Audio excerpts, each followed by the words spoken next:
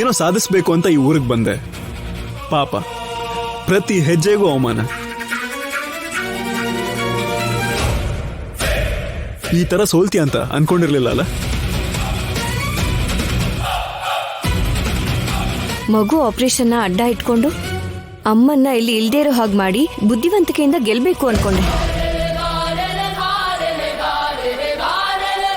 ಹೇಗೆ ಊಹೆ ಮಾಡಕ್ಕಾಗತ್ತೆ ಇದನ್ನೆಲ್ಲ?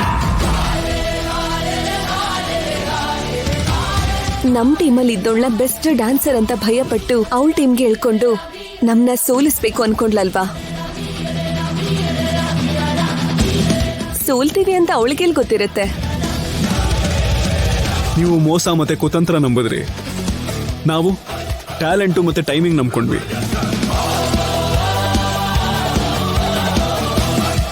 ಪ್ರಕೃತಿನೇ ನಮಗೆ ಸಪೋರ್ಟ್ ಮಾಡ್ತು. ಆದ್ಯನಿನ ಕ್ಲೀನ್ ಬೋಲ್ಡ್ ಮಾಡಿದ್ಲು. ಈ ಕಾಂಪಿಟೇಷನ್ ಅಲ್ಲಿ ಗೆದ್ದು ಮಾತ್ರಕ್ಕೆ ಎಲ್ಲ ಮುಗಿತು ಅನ್ಕೋಬೇಡ. ನನ್ ಜೊತೆ ಕಾಂಪೀಟ್ ಮಾಡ್ಬೇಕಂದ್ರೆ ಹೇಳು, ನಾನು ರೆಡಿನೇ. ಪ್ಲೇಸ್ ನೀವ್ ಹೇಳ್ತೀರಾ ಇಲ್ಲ ನಾವೇ ಹೇಳ್ಬೇಕು ಅಂತೀರೋ? ಪ್ರತಿಭೆನ ಪ್ರದರ್ಶನ ಮಾಡಿದ್ರೆ ಅಂದ, ಅಹಂಕಾರ ಪ್ರದರ್ಶನ ಮಾಡಿದ್ರೆ ಅವಮಾನ. ಅರ್ಥ ಆಗಿದೆ ಅನ್ಸುತ್ತೆ. ಅನಘಾದೇವಿ ಇವತ್ ಸೋತಿರ್ಬಹುದು, ಆದ್ರೆ ನಾಳೆ ಅನ್ನೋದು ನನಗೋಸ್ಕರ ಕಾಯ್ತಾ ಇರತ್ತೆ. ಅವಾಗ ಯಾರನ್ನು ಸುಮ್ಮನೆ ಬಿಡಲ್ಲ. ದ್ವೇಷದ ಬೆಂಕಿಲೂರಿಯವರು ಪ್ರತಿಯೊಬ್ರು ಇದನ್ನೇ ಹೇಳೋದು. ಒಂದು ಸಲ ಪ್ರೀತಿಯಿಂದ ಯೋಚನೆ ಮಾಡು, ನಿನ್ನ ಯಾರೂ ಬಿಟ್ಟು ಹೋಗಲ್ಲ. ಈ ನಮ್ಮೂರು ಪ್ರೀತಿ ಬಯಸಿ ಬರೋರ್ನ ಮನ್ಸಲ್ಲಿ ಇಟ್ಕೊಂಡು ನೋಡ್ಕೊಳುತ್ತೆ.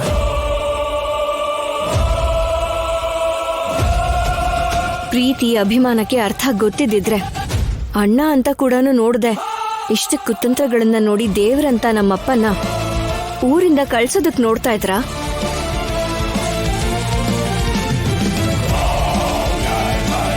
ಈ ಊರು ಬಿಟ್ಟು ಅವರನ್ನ ಕಳ್ಸೋದಕ್ಕೆ ನಿನಗೆ ಯಾವ ಜನ್ಮದಲ್ಲೂ ಸಾಧ್ಯ ಇಲ್ಲ. ಆದ್ರೆ ನೀನು ನಿನ್ ಮಗಳಿಗೋಸ್ಕರ ಮಾಡಿದಂತ ಡ್ಯಾನ್ಸ್ ಸ್ಕೂಲ್ನ ಯಾವಾಗ ಕ್ಲೋಸ್ ಮಾಡ್ತೀಯ ಅಂತ ಹೇಳು.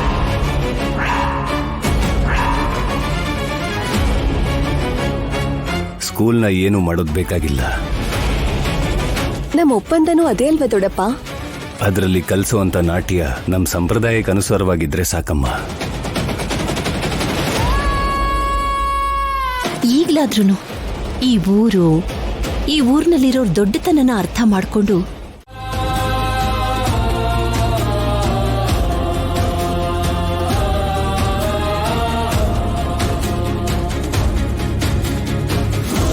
ಮಗು ಇವತ್ತು ಜೀವಂತವಾಗಿದೆ ಅಂತ ಅಂದ್ರೆ ಅದಕ್ಕೂ ಕಾರಣ ನನ್ನ ಸೊಸೆ ರಾಜಲಕ್ಷ್ಮಿ. ನಿಮ್ ಮಗಳಾಗಲ್ಲ, ನನ್ನ ಸೊಸೆಯಾಗೂ ಕೂಡ ಇವತ್ತು 10 ಮೆಟ್ಲನ್ನ ಒಂದೇ ಸಾರಿ ಹತ್ತಿದಾಳೆ. ಇದೆಲ್ಲ ನೀವು ಬೆಳೆಸಿದ ರೀತಿಯಿಂದನೇ ಸಾಧ್ಯ ಆಯ್ತು ರಾಜಾರಾಮ್ ಅವರೇ. ಅತ್ತೆ ಮನೆಯಲ್ಲಿ ತವರು ಮನೆಯವ್ರ ಬೆಲೆನ ಕಡಿಮೆ ಆಗದೆ ನೋಡ್ಕೋ ಅಂತ ಒಂದೇ ಒಂದು ಮಾತನ್ನ ಜಾನಕಿ ರಾಜಿ ಹತ್ರ ಹೇಳಿದ್ಲು.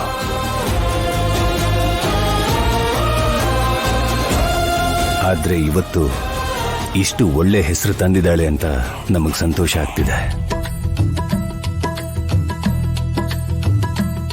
ನಮ್ ಸುತ್ತಮುತ್ತ ಇರೋರು ಯಾವಾಗ್ಲೂ ಚೆನ್ನಾಗಿರ್ಬೇಕು ಅಂತ ನಮ್ ರಾಜಿ ಯಾವಾಗ್ಲೂ ಹಾರೈಸ್ತಿರ್ತಾಳೆ. ಇವತ್ತು ಈ ಮಗುನು ಕೂಡ ತನ್ನ ಮಗು ಅಂತಾನೆ ತಿಳ್ಕೊಂಡು ಕಾಪಾಡಿದ್ಲು. ಇವಳು ತಾಯಿಯಾಗಿ ಇದಕ್ಕಿಂತ ಸಂತೋಷ ನನಗಿನ್ನೇನ್ ಬೇಕು ಹೇಳಿ? ಇಂಥ ಮಾಣಿಕ್ಯನ ನನಗೆ ಹೆಂಡತಿಯಾಗಿ ಕೊಟ್ಟಿದ್ದಕ್ಕೆ ನಿಮಗೆ ಜೀವನ ಪೂರ್ತಿ ಋಣಿಯಾಗಿರ್ತೀನಿ ನಿಮ್ಮವ.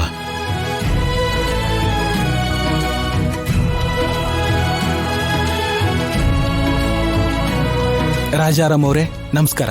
ನಮಸ್ಕಾರ. ಅಯ್ಯೋ, ಯಾರು ನೀವು? ನನ್ ಗುರ್ಸಿಕ್ಕಿಲ್ಲ ಅನ್ಸುತ್ತೆ ನಿಮ್ಗೆ. ನಾನು ನಿಮ್ ಮನೇಲಿ ಕೆಲಸ ಮಾಡೋ ರಂಗಯ್ಯವ್ರ ಮಗ ಶರತ್ ಚಂದ್ರ. ಓ, ನೀನಾ? ಹೇಗಿದ್ಯಾ ಶರತ್? ನಿಮ್ ಸಹಾಯದಿಂದ ನಾನು ಡಾಕ್ಟರ್ ಆಗಿದ್ದೀನಿ. ಇವತ್ತು ನಮ್ಮ ಮಗುಗೆ ಆಪರೇಷನ್ ಮಾಡಿದ್ದು ಈ ಡಾಕ್ಟರೇ ರಾಜಾರಾಮ್ ಅವರೇ. ಶಭಾಷ್. ವೈದ್ಯನ ದೇವರಿಗೆ ಹೋಲಿಸ್ತಾರೆ. ಆ ವೃತ್ತಿ ಧರ್ಮನ ಹೀಗೆ ಒಳ್ಳೆ ರೀತಿಲಿ ನಿರ್ವಹಿಸ್ತಾ ಇನ್ನೂ ಎತ್ತರದ ಸ್ಥಾನಕ್ಕೆ ಹೋಗು ಶರತ್. Thank you sir. ತುಂಬಾ ಸಂತೋಷ ಡಾಕ್ಟ್ರೇ. ಡಾಕ್ಟರ್, ಮಗುನ್ ಯಾವಾಗ ಡಿಸ್ಚಾರ್ಜ್ ಮಾಡ್ತೀರಾ? ಇವತ್ತು ಅಬ್ಸರ್ವೇಷನ್ ಅಲ್ಲಿ ಇರ್ಲಿ, ನಾಳೆ ಡಿಸ್ಚಾರ್ಜ್ ಮಾಡ್ತೀವಿ. ಮೆಡಿಸಿನ್ಸ್ ಬರ್ದಿದ್ದೀನಿ, ಪ್ರಿಸ್ಕ್ರಿಪ್ಷನ್ನ ಫಾಲೋ ಮಾಡಿ. ಸರಿ ಡಾಕ್ಟರ್, ಹಾಗೆ ಆಗ್ಲಿ.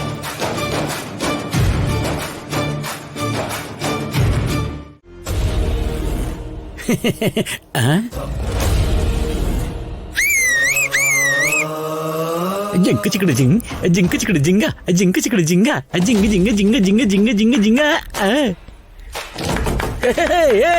ಎಲ್ರು ಬನ್ನಿ.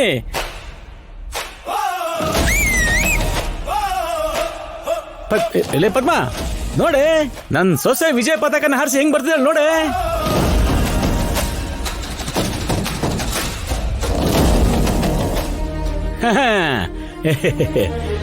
ರಂಗಸ್ಥಳಕ್ಕೆ ಇಳಿದ್ರೆ ಆಪೋಸಿಟ್ ಅಲ್ಲಿ ಯಾರ ಇದ್ರು ಸರಿ, ಅವ್ರಿಗೆ ಸೋಲು ಗ್ಯಾರಂಟಿ. ಅವಳೇನ್ ಪರ್ವತ ಹತ್ತು ಬಂದಿದ್ದಾಳ? ಒಂದು ಮಾಮೂಲಿ ಡಾನ್ಸ್ ಪೈಪೋಟಿಲ್ ತಾನೇ ಗೆದ್ದು ಬಂದಿರೋದು. ಕುಹಕ ಕುತಂತ್ರನ ಯಾವತ್ತು ಹೊಟ್ಟೆಲ್ಲೇ ಇಟ್ಕೊಂಡು ತಿರ್ಗಾಡ್ತೇನೆ ನೀನು. ಕನಿಷ್ಠ ಮನ್ಸಾರೆ ಆಗಾಗ ನಗೋದನ್ನು ಸ್ವಲ್ಪ ಕಲಿ ಮರ ಐತಿ.